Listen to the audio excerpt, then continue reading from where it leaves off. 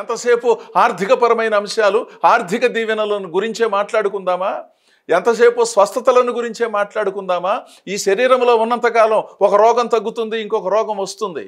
తప్పదు, వాటిని భరించాలి. దేవుడు స్వస్థపరుస్తున్నాడు, దానిని స్వీకరించాలి. ఇక భక్తి అంటే ఆర్థిక సంపాదన చేసుకోవటం, స్వస్థతలు పొందటం, అపరిమితమైన సంపాదనలో ముందుకు వెళ్ళటం, సంవత్సరానికి ఒకసారి సాక్ష్యం చెప్పటం, ఒక కానుకను దేవుని మందిరంలో సమర్పించటం మాత్రమే భక్తి.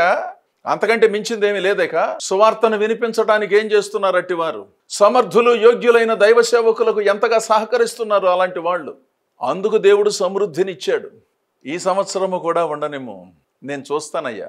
ఆకులున్న మాట నిజం, దృఢంగా ఉన్న మాట నిజం, కాపు కాయవలసిన మాట నిజం. మీ ఆలోచనలో ఏ విధమైన పొరపాటు లేదు. కానీ ఈ సంవత్సరం కూడా ఉండనిస్తే నేనేదో ఒకటి చేసి ప్రయత్నం చేస్తాను అని చెప్పిన ఈ సందర్భపు ఉపమానములో ఉన్న భావాన్ని మనందరం గుర్తించాలి.